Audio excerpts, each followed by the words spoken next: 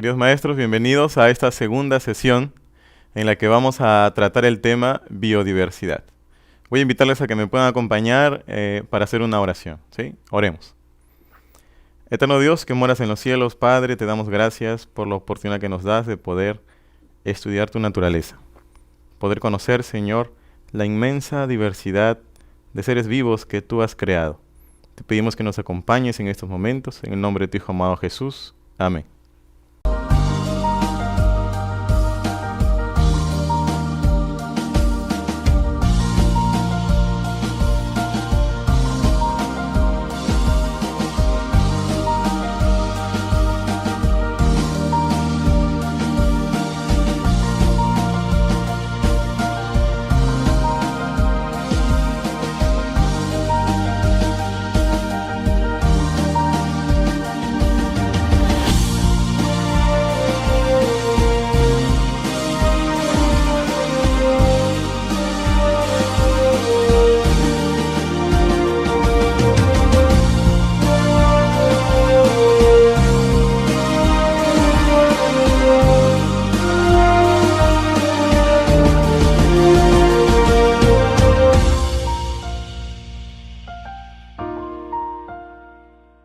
Bien, el día de hoy nosotros vamos a tratar el tema de biodiversidad.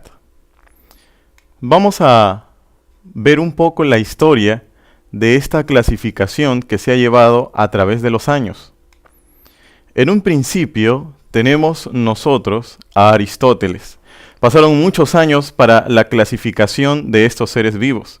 Desde Aristóteles hasta Linneo, solamente se dividió a los seres vivos en dos grupos. Tenemos a los vegetales y a los animales. El reino vegetal estaba conformado por todos aquellos seres vivos que no podían moverse. Dentro de ellos estaban los árboles, estaban los arbustos y estaban las hierbas. Dentro de los animales estaban todos los cuadrúpedos, los bípedos, los reptiles, las aves, ya que eran animales que se podían observar a simple vista. Estos eran los dos grandes grupos que se conocían hasta Linneo, hasta que ocurrió algo. Se empezó a desarrollar el microscopio.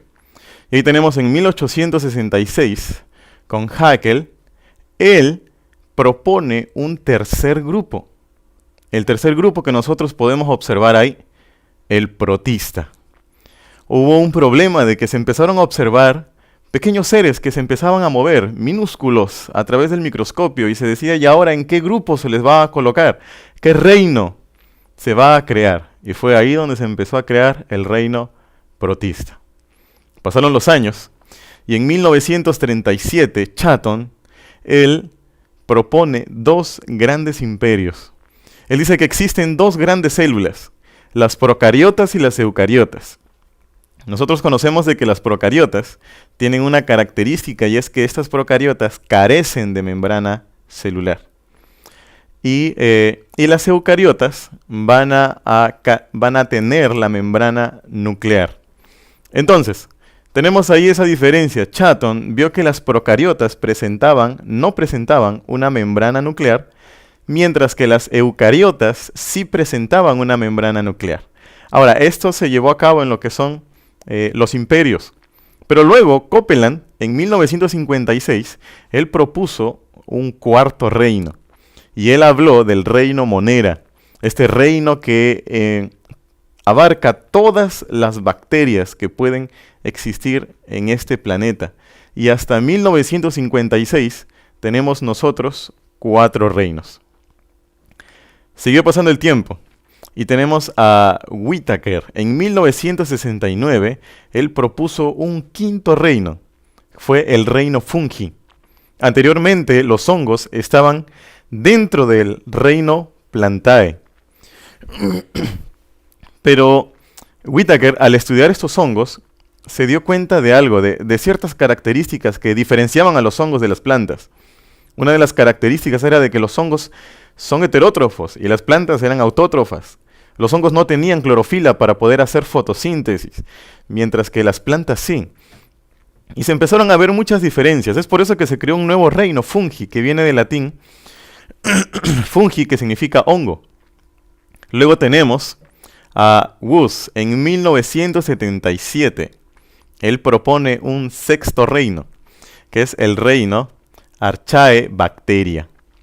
Este reino Archaebacteria involucra a todas aquellas bacterias que viven en ambientes extremos y que se diferencian de las eubacterias por su cápsula, por la envoltura de estas bacterias. Luego, en 1990, él propone los 3 dominios: el dominio bacteria, el dominio archaea y eucaria. Estos dominios van a estar comprendidos dentro de estos 5 reinos. Entonces, vamos a ver de manera general la clasificación de estos seres vivos en cada uno de estos reinos. Tenemos el reino Monera, que conforma todas las bacterias, y no solamente las bacterias, sino también a las cianobacterias. Tenemos a los protistas, que van a conformar a las algas y los protozoarios. Tenemos a los hongos, tenemos a las plantas y a los animales. Según el tipo de nutrición, vamos a ver que hay bacterias que se pueden alimentar de forma heterótrofa y autótrofa. En los protistas vamos a notar también la misma característica. Va a haber un grupo que se va a nutrir de forma heterótrofa y otro de forma autótrofa. Los hongos, así en este grupo vamos a ver de que todos son heterótrofos. En el reino planta vamos a ver de que todos estos seres vivos que conforman este reino son autótrofos. Y dentro del grupo del reino animal vamos a conocer que todos estos van a ser heterótrofos. Diferencia entre heterótrofo y autótrofo. ¿Cómo podríamos definir cómo podríamos definir estas palabras? Bueno, un organismo autótrofo es aquel que puede transformar materia inorgánica a materia orgánica para poder así alimentarse. Un organismo heterótrofo no puede transformar materia inorgánica. Para poder alimentarse, este organismo heterótrofo necesita consumir materia orgánica, ya que él no tiene los medios para poder generar su propio alimento. Según el número de células, vamos a ver que hay seres unicelulares y seres pluricelulares.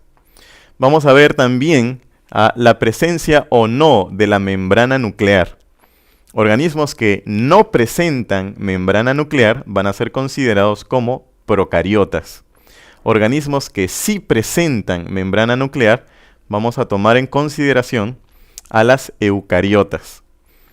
Nosotros vamos a ver de que el único reino que presenta células procariotas es el reino Monera. Y el único reino que va a tener la siguiente característica con respecto a la presencia de la pared celular.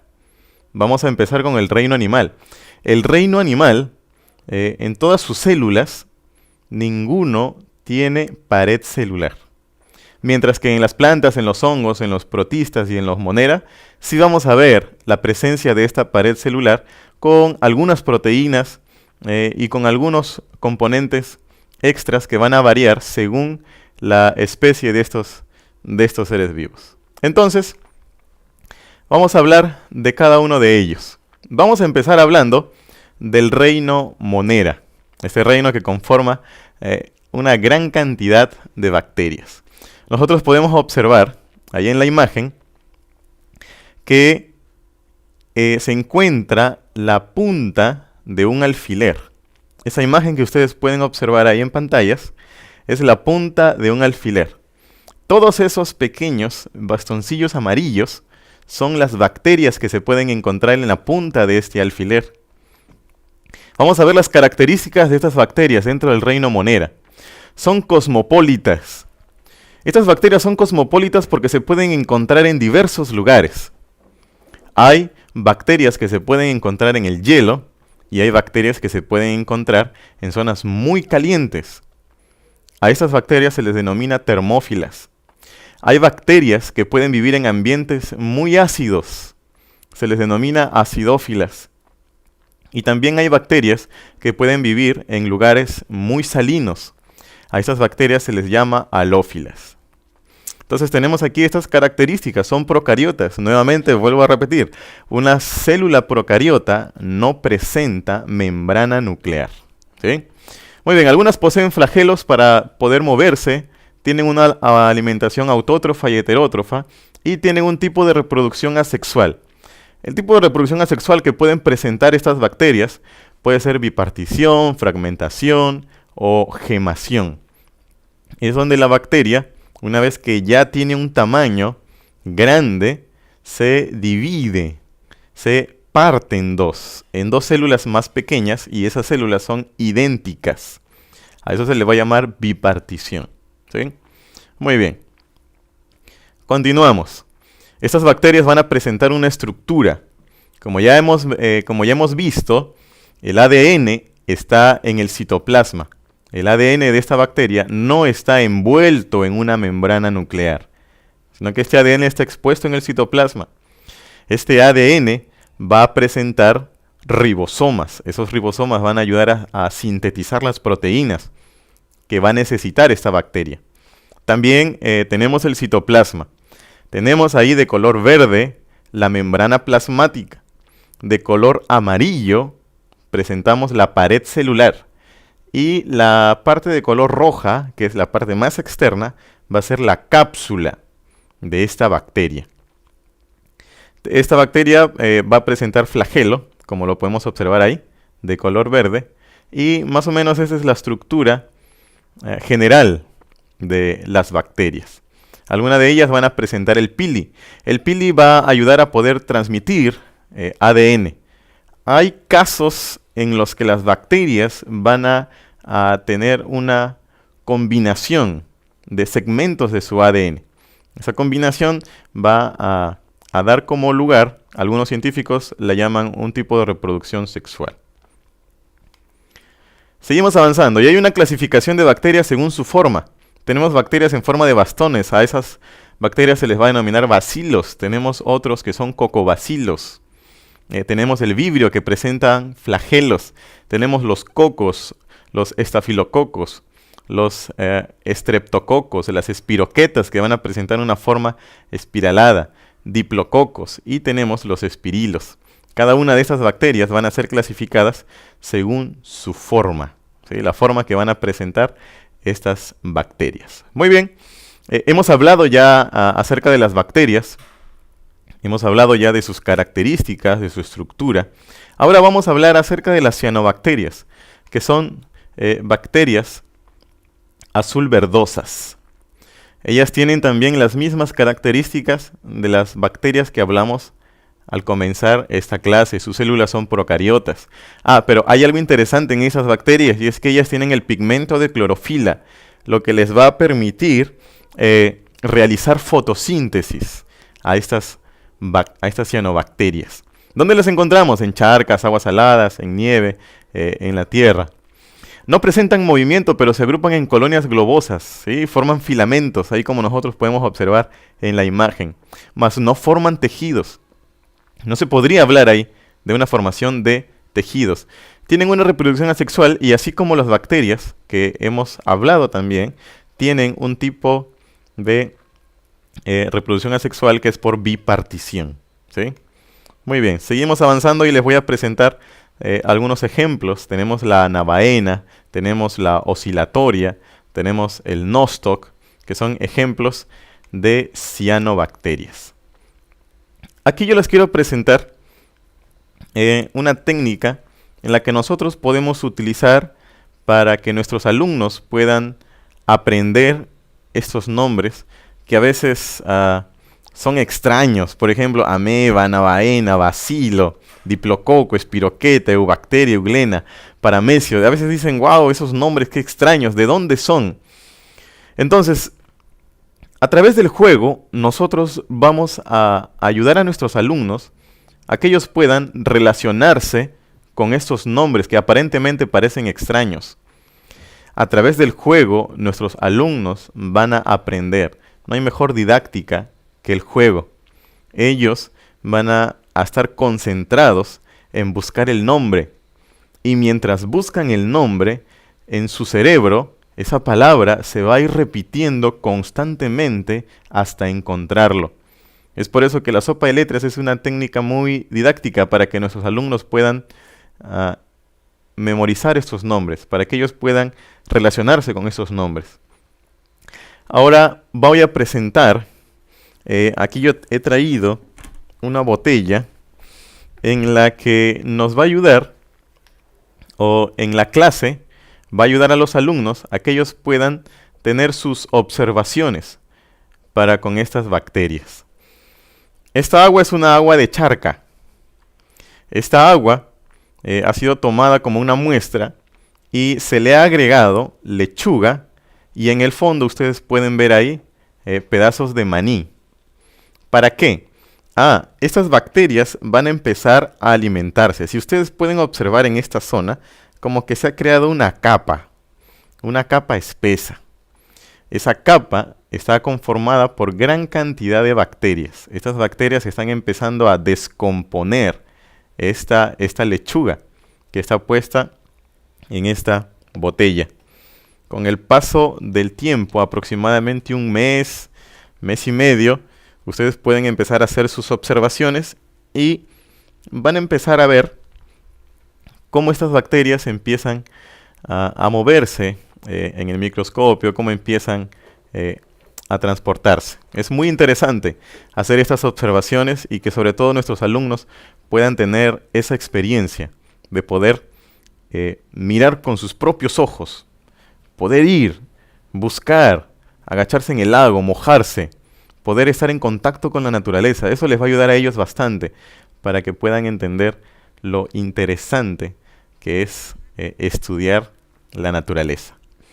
Muy bien, hemos hablado entonces del reino Monera, que está dividido en dos grupos, las bacterias y las cianobacterias. Ahora vamos a hablar del reino protista. Este reino protista ya está conformado por seres unicelulares también, pero su diferencia es que son eucariontes. Tienen membrana nuclear. Vamos a ver ahí. Características de los protozoarios. Dentro de este grupo, el grupo protista, vamos a encontrar a los protozoos y a las algas. Vamos a hablar primero de los protozoos. Son eucariotas. Viven solitarios o también se les puede encontrar en colonias. Tienen un tipo de nutrición holozoica. ¿Qué es holozoica? Una alimentación holozoica hace referencia a aquellos protozoarios que se alimentan de otros protistas. Quiere decir, de esos protozoarios que se alimentan de seres vivos de su mismo reino.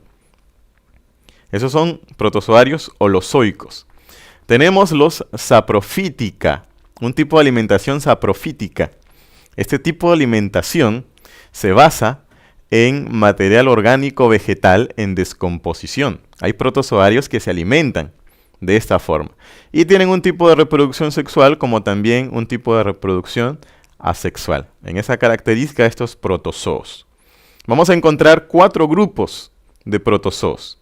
Tenemos a los arcodinos, a los mastigóforos, a los ciliados y a los esporozoos.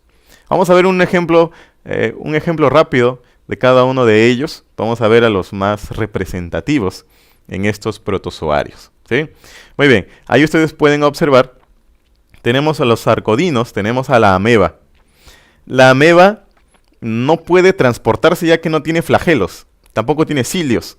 Así que lo único que a ella le queda es deformarse. Genera una deformación en su cuerpo, lo que le va a permitir desplazarse por el medio en el cual ella está transitando. No sé si ustedes lograrán ver ahí unos puntos fuera de la ameba, unos puntitos pequeños.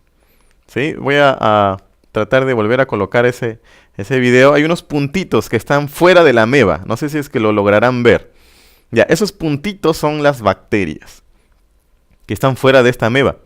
Esta ameba se alimenta de bacterias. Es parte de su nutrición. Muy bien, seguimos con los mastigóforos. Uno de los mastigóforos más representativos es la euglena. Si ustedes pueden observar ahí en uno de los extremos de esta euglena, estas presentan flagelos. son flageladas. Y una de las características de la euglena es que no solamente es autótrofa, sino que también es heterótrofa. Quiere decir, puede fabricar su propio alimento, pero también ella lo puede producir. Es una de las características de este protozoario, de la euglena. Vamos avanzando y vamos a continuar con el paramecio. El paramecio es un protozoario ciliado. Va a presentar pelillos alrededor de su cuerpo. Estos pequeños pelillos van a ser denominados cilios, lo que le va a permitir a este protozoario la locomoción, poder desplazarse por su medio. Y presentamos a estos esporozoos. Uno de los más representativos es el Plasmodium. Un tipo de Plasmodium va a generar la malaria. Estos protozoarios no pueden moverse, no tienen movimiento. Muy bien, hemos hablado entonces de las algas.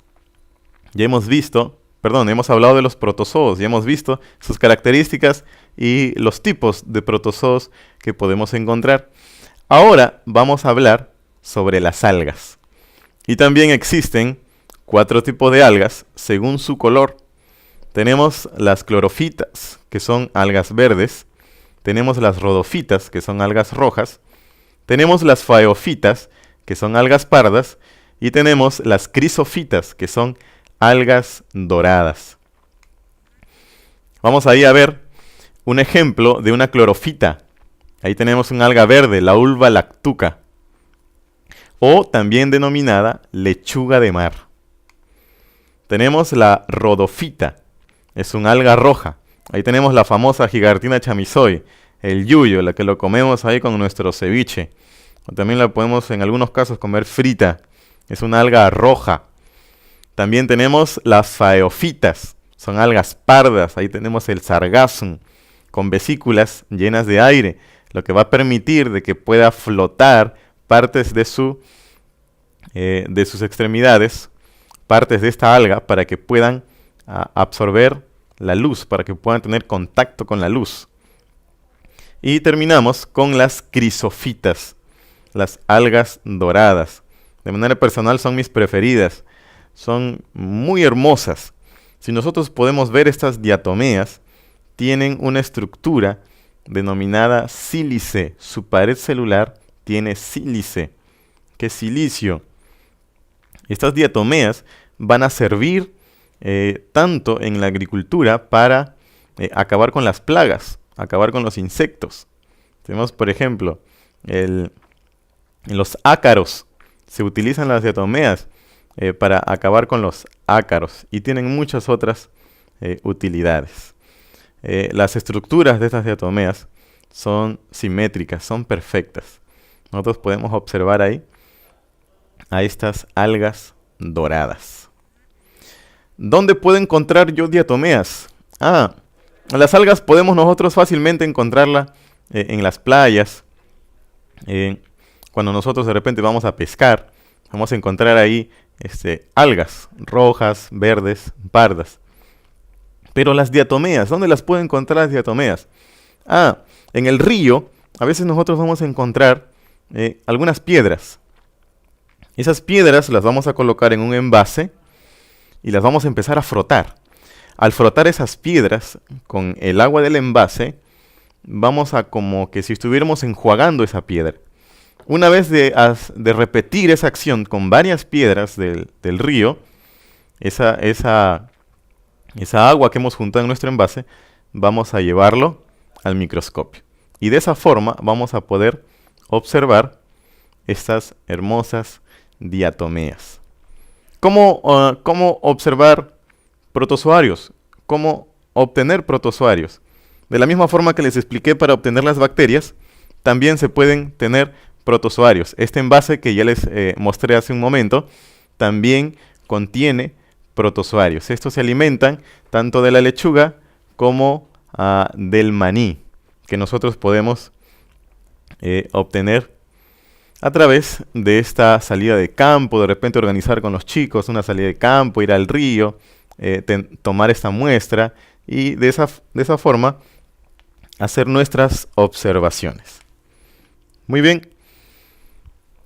Entonces ahí también les muestro nuevamente técnicas de sopa de letras, crucigramas, para que los alumnos puedan familiarizarse con los nombres de cada uno de estos seres vivos de este reino. ¿Sí? Muy bien. Avanzamos. Ya hemos hablado del reino Monera, hemos hablado del reino Protista, ahora vamos a hablar del reino Fungi, que se creía que los hongos pertenecían al reino de las plantas. Sin embargo, con los estudios de las células de estos hongos, se descubrieron las siguientes características. De que sí, las células de los hongos presentan pared celular, pero esa pared celular está conformada de quitina y también de celulosa. Las paredes de estos hongos, las células que van a conformar las paredes de estos hongos, es cierto, son pluricelulares, pero más no forman tejidos. Los hongos no forman tejidos, solo son seres pluricelulares, ¿correcto? Muy bien, tenemos ahí, poseen una nutrición heterótrofa. Estos hongos se alimentan de organismos en descomposición, o si es que estos hongos están creciendo en animales, entonces se les denomina hongos parásitos. Tenemos también que estos hongos van a presentar un cuerpo. Este cuerpo se le va a llamar micelio. Este micelio va a crecer por debajo de la tierra. Este micelio es un conjunto de hifas. Lo que nosotros vamos a observar en la parte exterior solamente es el aparato reproductor de este hongo. Nosotros a veces nos confundimos y decimos, oye, mira, ahí está el hongo. Bueno, en realidad esta solamente es la parte reproductiva. Este es el aparato reproductor del hongo. El verdadero hongo se encuentra conformado por todas estas hifas.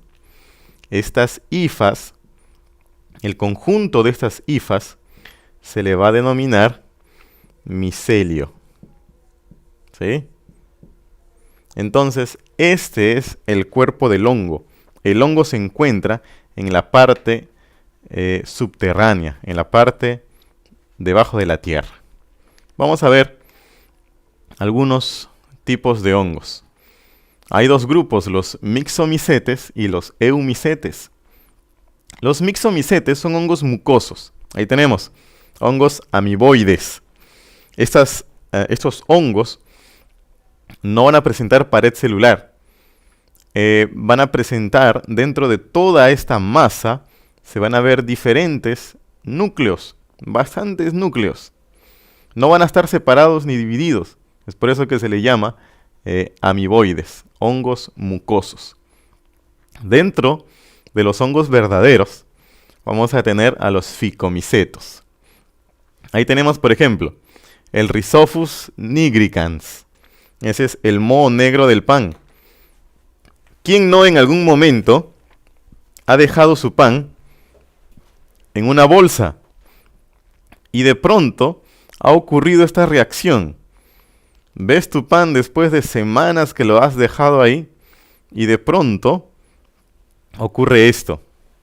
Esta es una muestra de pan con agua. Se le han introducido varias gotas de agua a este pan y miren, aquí está el Rhizophus nigricans. Este es el hongo negro del pan. Este es un ficomiceto.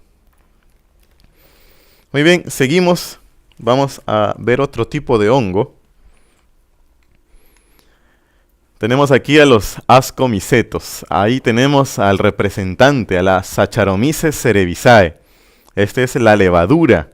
Se utiliza tanto en la elaboración de la cerveza como también del pan. Y tenemos a los basidomicetos, que creo yo son los más conocidos.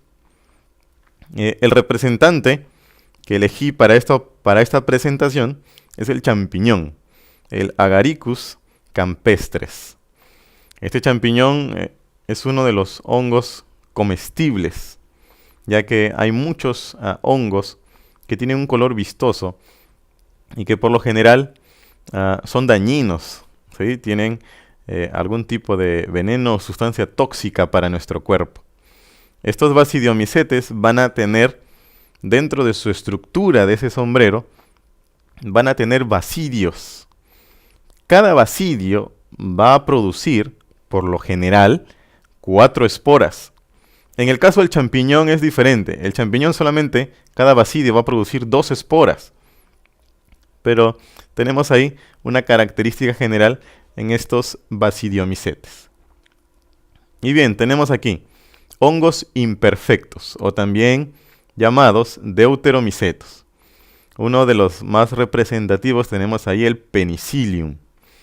Otras especies de este penicillium van a generar lo que es la penicilina, un poderoso antibiótico. Y bien, de repente en este reino podemos jugar con los chicos con respecto a lo que es memoria, ¿no? Cada carta que tenga un tipo de hongo y pedir a los chicos que puedan identificar en qué lugar se encontrará este hongo. Y lo ideal sería colocar la foto y el nombre de este hongo. Su foto y su nombre. ¿Para qué? Para que ellos puedan empezar a familiarizarse con estos nombres. Basidiomycetes, ficomycetes, deuteromycetos. Y de esa manera ellos van a relacionarse mucho. A veces decimos, es difícil de que ellos puedan aprenderse esos nombres. Pero si nosotros vemos sus videojuegos, en los videojuegos hay nombres más complejos. ¿Por qué ellos se pueden aprender y memorizar estos nombres? ¿Cómo ellos pueden aprenderse y memorizarse claves? Porque les interesa y hay una necesidad de por medio. Si nosotros en cada clase generamos en nuestros niños esa necesidad, yo estoy más que seguro de que ellos van a lograr memorizarse estos nombres y van a lograr identificar, ya que hay gran cantidad de seres vivos que pueden estar dentro de estas clasificaciones. Muy bien, en esta presentación vamos a llegar al reino Plantae. Este reino Plantae, nosotros podemos observar muy bien cada una de estas plantas que van a presentar diferentes características. Vamos a ver cómo está dividido este reino planta. Este reino planta tenemos dos grandes grupos, las criptógamas y las fanerógamas. Criptógamas son aquellas plantas sin flores, quiere decir, no producen semillas. Y las fanerógamas son aquellas plantas que sí tienen flores, van a producir semillas. Las criptógamas se van a dividir en dos subgrupos. Tenemos las briófitas y las pteridofitas.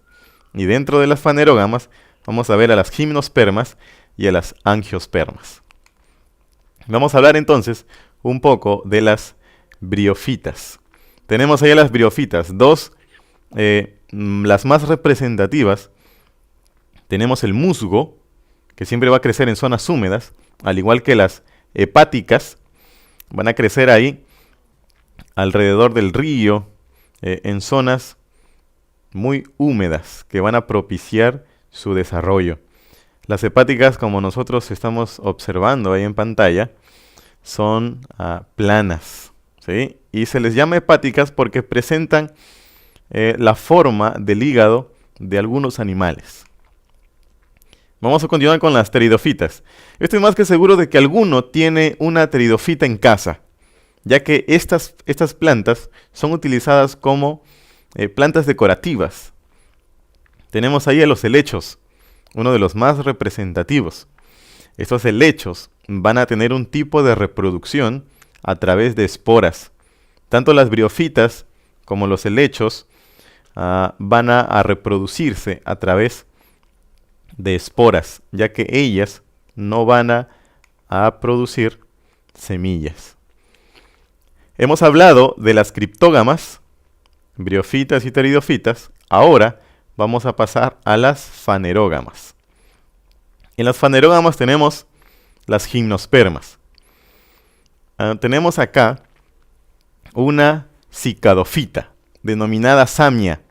Esta samia tiene un tallo subterráneo y nosotros podemos observar ahí de que el aparato reproductor de esta planta está expuesto. Las semillas que van a formar esta planta están expuestas. Estas semillas no van a producirse dentro de un fruto, sino solamente van a ser expuestas, simplemente van a salir. Ahí tenemos el aparato, los ovarios de esta cicadofita, de esta samia. También tenemos las gingofita, la ginkgo biloba.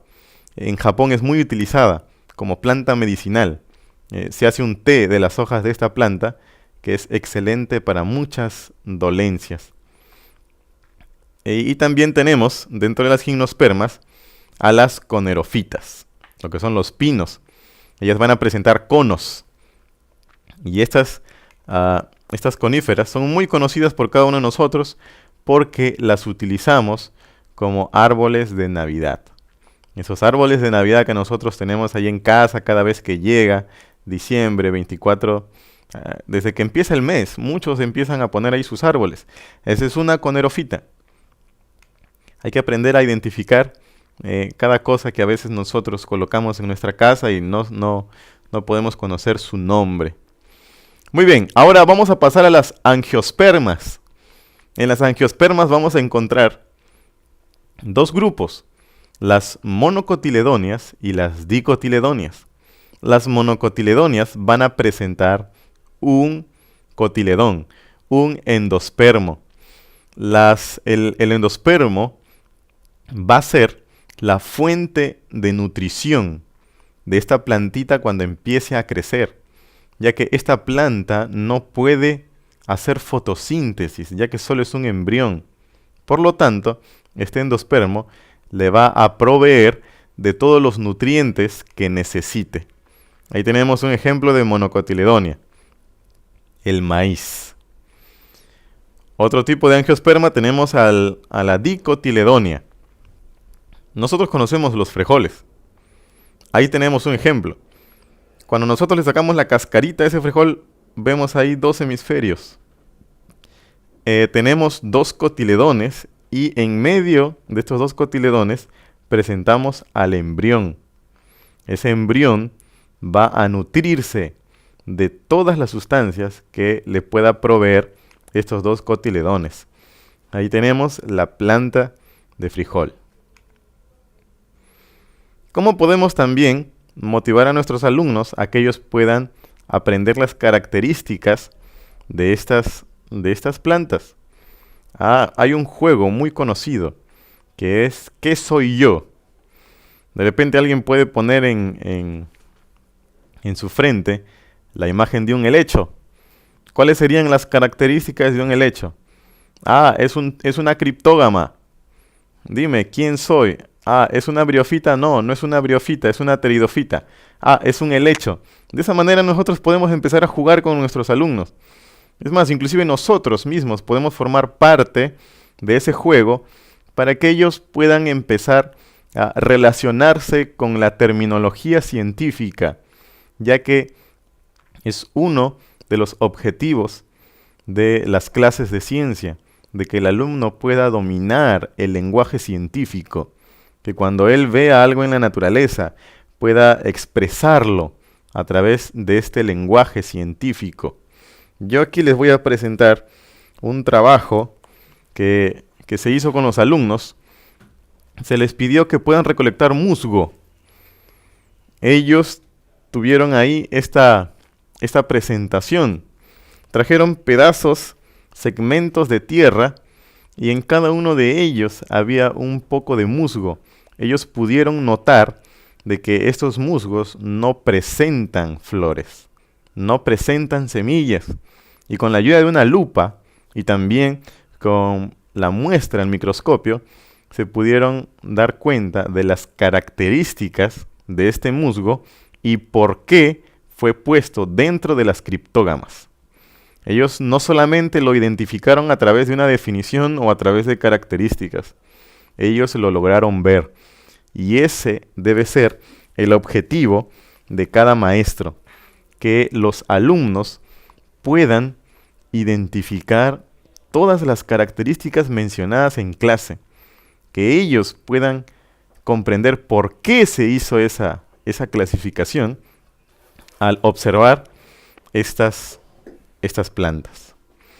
Muy bien, entonces ahí podemos de repente jugar un poco con los chicos. Adivina quién soy yo con estos reinos. Tú puedes elegir cualquier reino con el cual puedas jugar con ellos. Bien, vamos a hablar acerca del reino animal. Un reino de que a muchos chicos se sienten identificados porque muchas veces se preguntan, ¿y tú con qué animal te identificas? Ah, bueno, yo me identifico con el tigre porque es fuerte. Bueno, de alguna manera nos puede ayudar también esa didáctica a que ellos puedan reconocer las características de los animales. Vamos a ver entonces, dentro del reino animal, vamos a empezar con los poríferos. Los poríferos son las esponjas de mar. Estas esponjas van a presentar un tipo de nutrición a través de la filtración. A través de sus poros ingresa el agua y sale por el ósculo. Esa filtración hace que sus células, denominadas coanocitos, puedan atrapar los nutrientes y así estas células alimentarse. Tenemos otro grupo de animales. Todos estos animales de los que estamos hablando están dentro del grupo de los invertebrados. Tenemos a los nidarios o también llamados celenterios, medusa y pólipos. La medusa va a presentar dos fases de reproducción. Mientras sean medusas, su reproducción va a ser sexual. Ahí vemos cómo una medusa proporciona los óvulos y la otra proporciona los espermatozoides. De esa unión se forma el cigoto y de esa blástula va a generarse la larva nadadora. Y de esa larva nadadora va a generar el pólipo. Este pólipo va a crecer y del pólipo, de forma asexual, se van a generar estas medusas. ¿Sí? Eso es cuando hablamos de los nidarios. Vamos a presentar a los platelmintos. Ahí yo les presento a la planaria. Esta planaria tiene una característica y es que cuando se le corta de forma transversal, de cada segmento, esta planaria se vuelve a regenerar. Quiere decir, la partimos en dos y se forman dos planarias. Las partimos en tres y se forman tres planarias. ¿Sí? Esa es una de las características de esta planaria. Son gusanos planos. Y también tenemos a la tenia, que es un platelminto parasitario. Vamos a pasar ahora a los nematelmintos, que son gusanos cilíndricos. Ahí tenemos a la Trichinella spiralis, que es también conocida como la triquina. Es una de las gusanos cilíndricos parasitarios. También tenemos el Ascaris lumbricoides, que esta lombriz va a generar una infección digestiva. Esto ocurre debido a que no hay una higiene correcta después de generar nuestras evacuaciones en el baño. Vamos a ver también a los anélidos, estas lombrices de tierra con las que se forma el humus, el abono para las plantas. Estas lombrices de tierra van a presentar segmentos, van a estar segmentadas, van a presentar anillos.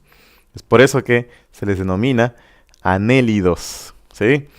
Muy bien, continuamos con los moluscos. Ahí tenemos un cefalópodo, el pulpo. También tenemos ahí a un bivalvo, la almeja. Es un tipo de molusco. Seguimos con los equinodermos. Ahí tenemos dos representantes, la estrella de mar y el erizo de mar. ¿Sí? Ahí tenemos esos dos representantes de los equinodermos. Tenemos a los artrópodos, ahí tenemos a los insectos. Todo insecto siempre va a presentar 3 pares de patas. Tenemos a los arácnidos, tenemos a los crustáceos, tenemos a los diplópodos, que ahí tenemos, por ejemplo, el 1000 pies. El 1000 pies va a ser diferente al 100 pies. Como ustedes pueden ver en la imagen, el 1000 pies tiene patas cortas y no hay diferencia entre la cabeza y el cuerpo.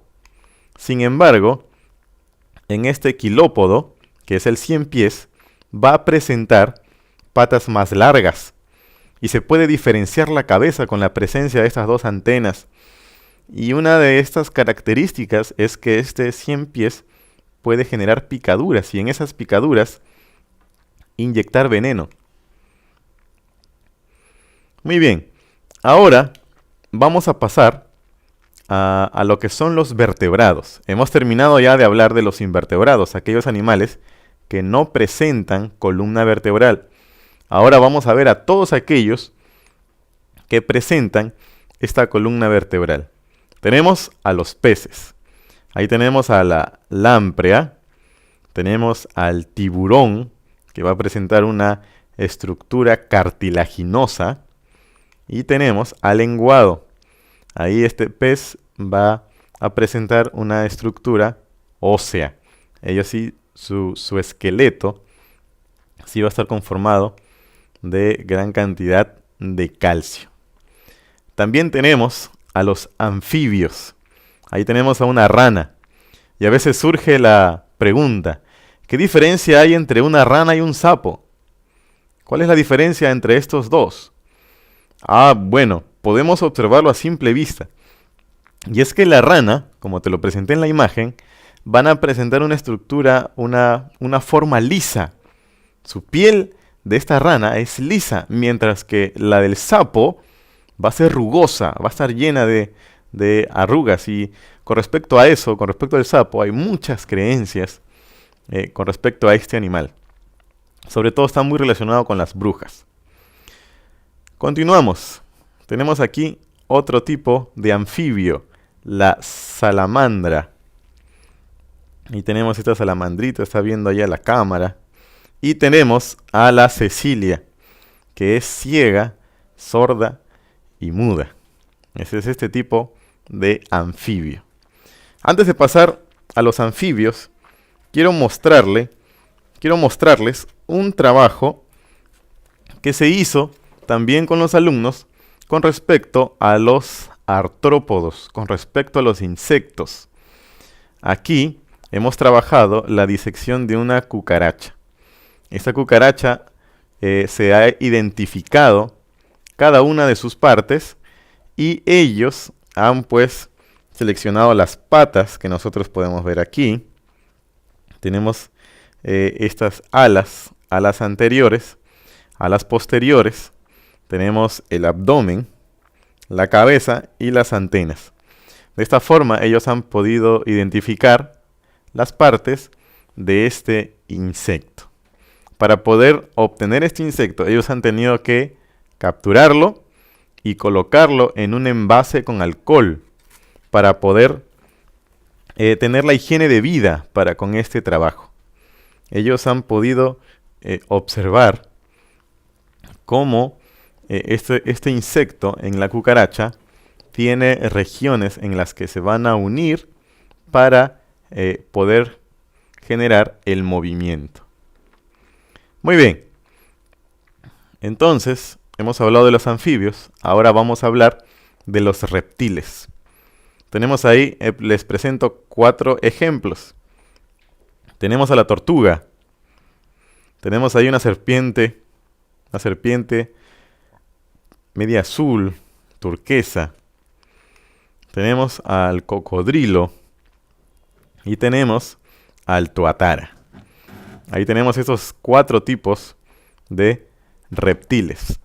Los he agrupado de esta manera porque cada uno de ellos representa a una especie. Es por eso que los he agrupado de esta forma. Ahora, no quiero extenderme al hablar acerca de las especies, solamente voy a mostrarles cuáles son los más representativos en este reino animal, ya que es uno de los reinos que tiene mucha información. Las aves, ahí tenemos todos los órdenes, las aves. Tenemos ahí la avestruz, casuar, el kiwi, el pingüino, el pelícano, el flamenco, el pato, el halcón, el pavo, la paloma, la lechuga, el gorrión. ¿Sí? Cada una de esos tipos de aves. Tenemos los mamíferos. Hay un grupo que es el ornitorrinco. Este ornitorrinco va a presentar una característica, y es que va a poner huevos, y de esos huevos, esas crías, van a empezar a lactar de este ornitorrinco. Tenemos marsupiales. Estos marsupiales, cuando empiece el proceso de fecundación, se va a formar el feto, y ese feto va a salir por el conducto vaginal de la hembra y va a empezar a escalar hasta llegar a la marsupia. En este caso tenemos ahí el ejemplo de el canguro. Este feto va a llegar a esta marsupia y ahí va a encontrar un pezón para que pueda empezar a alimentarse de la leche de esta madre hasta que esta cría de canguro pueda estar completamente desarrollada. Y también tenemos, por último, a los mamíferos placentarios. Ahí tenemos todos estos mamíferos que necesitan de una placenta para desarrollarse en el vientre materno. Nuevamente ahí les propongo otro ejemplo con el cual podemos familiarizar a los alumnos con estas terminologías, con el nombre de cada uno de estos animales. Podemos jugar bingo, podemos jugar sopa de letras, podemos jugar charada. Procuremos de que las clases puedan ser atractivas para nuestros alumnos. De esa manera ellos van a poder aprender mucho más y ustedes mismos se van a dar cuenta de la cantidad de información que ellos pueden asimilar en un simple juego. Y de esta forma ellos van a sentirse cómodos en esta aula, en estos juegos, en esta presentación. Muy bien, queridos maestros, espero que todo lo que sea presentado en esta oportunidad sea de mucha ayuda para cada uno de ustedes, ya que ese es el objetivo. Tenemos un Dios creador y un Dios todopoderoso. A través de estos temas, a través de la biodiversidad, podemos ver la variedad de seres vivos que nuestro Dios ha creado. Y a cada uno le ha dado una característica específica. Cada uno tiene funciones específicas y cada uno tiene un hábitat en el cual puede desarrollarse. Si la bacteria quisiera decir, yo no quiero ser bacteria, ahora quiero ser protozoario. O si el protozoario quisiera decir, ya no quiero ser protozoo, ahora quiero ser una planta, quiero ser un animal. Ocurrirían muchos problemas. Es por eso que a través de la biodiversidad nosotros podemos enseñarle a nuestros alumnos que cada uno de nosotros hemos sido creados con unas características individuales. Somos únicos en el mundo y tenemos un propósito. Ese propósito nosotros debemos consultárselo a Dios.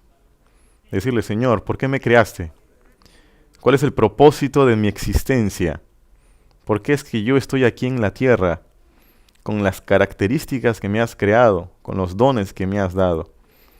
Vamos a poder infundir en nuestros alumnos que todo lo que nosotros somos y las características con las que hemos sido creados tienen un propósito. Y ese propósito debemos buscarlo en Dios. Voy a invitarles a que puedan acompañarme en esta oración para poder terminar la clase de hoy.